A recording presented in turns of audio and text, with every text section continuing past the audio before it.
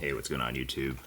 Wanted to give, I guess, a part two, I guess a continuation of the knife collection. You know, what happened to all these guys. And quite honestly, it went into my other hobby, which is watch, I guess, collecting. I guess I do have a small watch collection, so I was going to show it and also kind of give you guys a little bit of a heads up on what Grail I was actually able to get through selling a lot of these beauties. Some key knives I did sell were the Hinder Anthracite Sparrow, the ZT0392, the very first limited edition.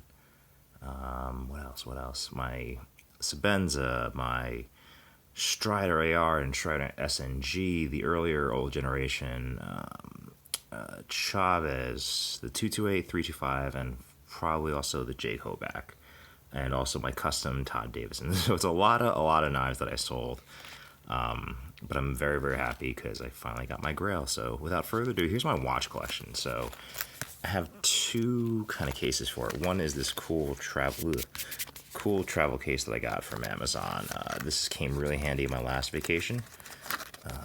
I like to take this, kind of keep my hold of my watches when I travel. So this is a fashion watch. This is one my wife gave me, and that still works.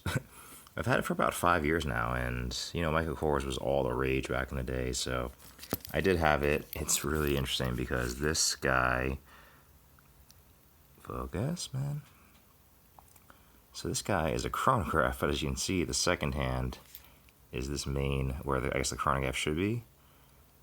It's still ticking, but the chronograph features are so weird. I've never seen this before, is that the chronograph second hand is down there. And then I guess the counter is up here, and that is the 24-hour indicator over there. So really, really odd, but it looked cool. My wife, well, girlfriend at the time, thought it'd be really cool to add to my collection. She knew I really loved watches, and you know, she went with the Michael Kors because she didn't really know any better. But honestly, I love this watch. I'm probably gonna keep it. It's a good kind of, you know, fashion watch to have. Everyone needs a fashion watch, right? Get that out of the way. And also in here is kind of my beater diver. I forgot to put this on. I gave this actually to my wife for her watches, but she doesn't wear this NATO strap, so I figured why not and try it out. In actuality, you can see I had a little bit of an issue in vacation, so that, there we go, that pip at the 0 marker, the paint chipped off. So I'm going to try to repaint that back on. It still works fine. Took this snorkeling with me, so it was very, very useful, but a little bit of a mishap right there, but I'll get that fixed. So this is the Seiko Monster, as you all know, as you've seen from my other video, my Seiko video. And then finally, let's bring in, so this is actually my watch case. Let's see if I can get this all, nope. Let's go maybe this way, yep, let's move the stand over. So this is this is the weirdest way to do it, but I guess I have to set up the camera way wrong. So yeah, this is my 6 watch case. These are all my mechanical / automatic watches. I don't keep the quartz or the Seiko Monster in here. I usually kind of have them out for different reasons, but purposely leaving one out because I'll surprise you guys at the end with what that is. So maybe I'll do it like this. Maybe I'll kind of have it off to the side and kind of pull these little guys out of the pillows. So my first watch is my dress watch. So this was actually given to me by my wife as well. She's got good taste in watches, huh, guys? This is a Hamilton Intramatic with the white dial, and it's that beautiful dome sapphire crystal. I needed a dress watch for the wedding, and my wife told me on the wedding day not to wear a watch, and she got me this. Love this watch. Don't really wear this a lot because I don't go dressed out a lot, but mine also has a very loud rotor. You guys hear that? I don't know if you guys have that as well, but I just love the sunburst effect on this. Look how sick that is. It's a beautiful watch, really good size at 38 millimeters. Since it's all dial, it pretty much fits the wrist beautifully. Not too small, not too big, but in my opinion, just right. I love the Intramatic series. I love this Hamilton kind of retro logo right there. It's really cool, and I just love that sunburst effect. So yeah, that's how it comes on the original strap. Very, very, very, very thin strap, which I actually kind of do like. Kind of gives a really cool, sleek look. But yeah, this is usually what I wear for weddings, special occasions, dinners, anniversaries, those type of things. And my other watch, my wife gave me as well. She's really nice to me, guys. Jeez. Is, you've seen this before, is the Stova Flieger. So this is my kind of my everyday watch. Love this watch. This is this watch. I just love manual winding. I love the loom on it, obviously, and I just love how just straightforward and simple it is. I mean, just look at that dial. Love the looms on that. It's so clear. Love the font on that. It's such a good watch. Yeah, I'll probably come up to 1 year on this watch, so I'll probably give you guys a quick update on this watch. And yeah, it's been an absolute keeper and an absolute treasure, really, of mine, and I just love wearing it. So that's definitely gonna stay with me.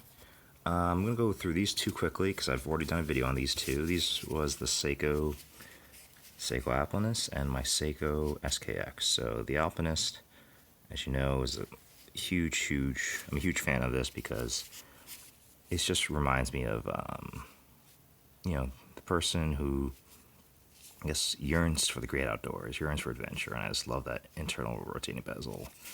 And I put this on a De Beer alligator grain. I didn't get the real alligator because I didn't want to spend that much money on it, but I think it goes really well with the watch. I love that gold green dial. It's so unique, and I just love those lugs. Look at how nice they swoop down. Just reminds me of a mountain. Reminds me of Mount Fuji. So, and of course, my SKX on the blue NATO. This I call the Rob Redford because Rob Redford wore pretty much the exact same configuration of the NATO strap in the movie All Is Lost. My wife loved this watch too, so I bought this though. And the other watch I do have, which I didn't show on video, is the Squale 1521. This is the polished version, and again, I just love these lugs too. I love how they just really hug your wrist.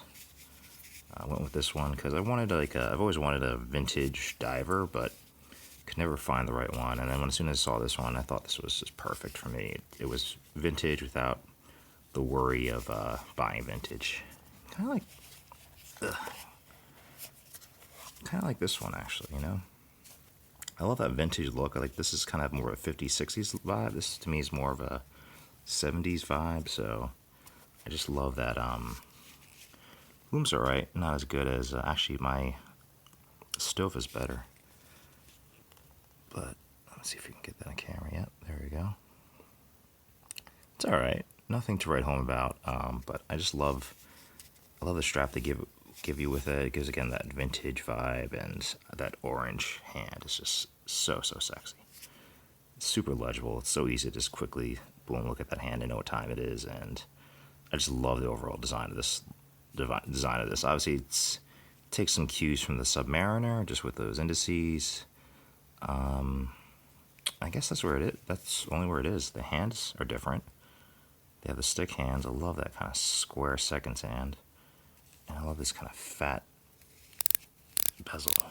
Just this fat case all around. It kind of has this like bubbly effect, but I actually love it. I think it's really cool, and I love the way it's proud on your wrist and how these lugs, even though I think this is like a 49 lug to lug, it actually swoops down so it just hugs your wrist so nicely, and just the weight of this stays on top of your wrist really nicely.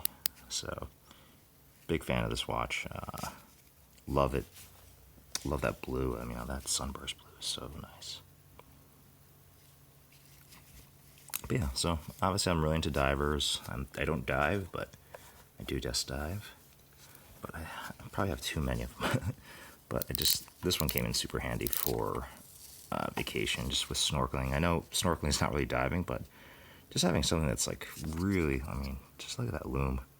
Just really pops, and even when you're snorkeling, you just want to quickly tell the time, and you don't want to have to kind of look at all these crazy complications or crazy font. You just want to quickly look at the time, and I just love it. I didn't use the diving bezel at all because I was snorkeling. And then last but not least, so guys, this is the Grail. This is what I sold all those lovely, lovely knives for, which I'll probably regret, but yeah, I went with this guy. This is my Grail. So this, as you probably know, is the Omega Speedmaster. I got this in the domed Hesselite. Manual wind. This is reference, I think, the reference is so long. It's like 311, 30, 42, 30, 05, I believe, was the bracelet. I decided to go with the bracelet, even though I'm more of a NATO strap guy, leather strap kind of guy. Just because, I figured I would always be able to swap it out. Whereas if I just got the leather, I'm kind of stuck with the leather, if that makes any sense. And this would probably last me longer. And I really don't have any other bracelets besides the Monster, so it's a nice kind of change. And I just love the brushing on this. I mean, look at that. It's just on a whole other level. I already have some scratches on it because I'm already wearing it, but my favorite part about this is just that dome sapphire. I mean, not dome sapphire, dome Hesselite, sorry.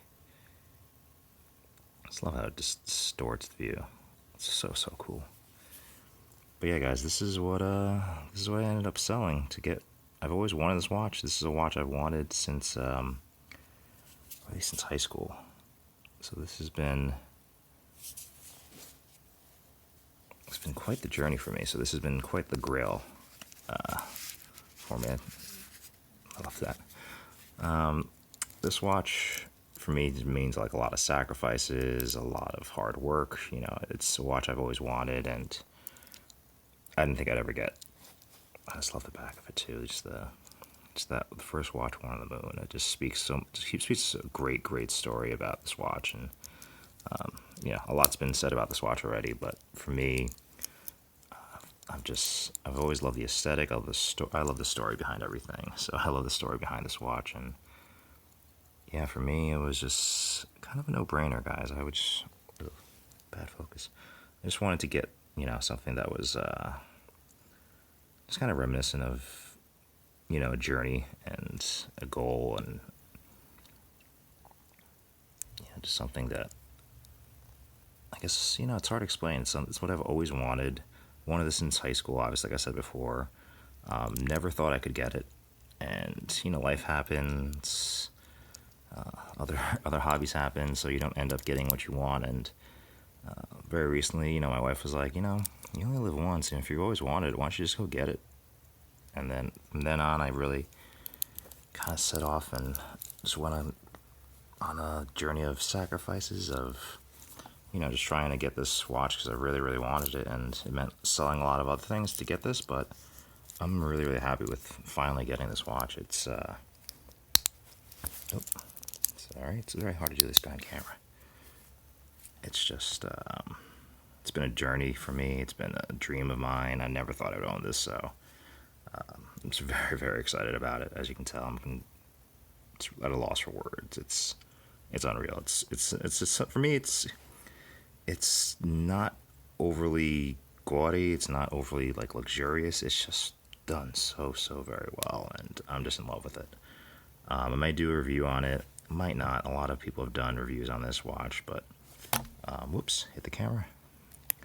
I just think it's such a perfect design. I mean, obviously the design, the stand test time. I mean, almost 50 years. This watch has kind of looked like that, and the fact that it is flight qualified for space by NASA is just amazing. I mean, I was your typical kid who wanted to be an astronaut when he grew up. So for me, and I used to always stare at the stars as a kid. So this means a lot to me. But yeah, guys, that's kind of the end of the video.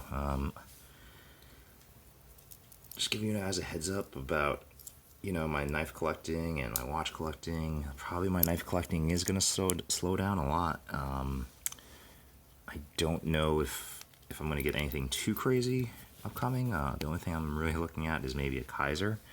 the Feist that's coming out. It looks really, really cool. And there was a Spyderco too. I can't remember it now off the top of my head, but so yeah, those are really the two knives that I'd really consider getting. I mean, besides a custom Lambert, which I would probably never get, that's really it for kind of the knife collecting. I may do some more reviews on these watches, may do some more reviews, long-time reviews of the knives, but yeah, my journey has led me to this, and also my my Shiro. So anyways, guys, I hope this was interesting to you. Let's try doing something a little different today, but let me know if you want to see anything else. I'm always here. Take care, guys. Peace.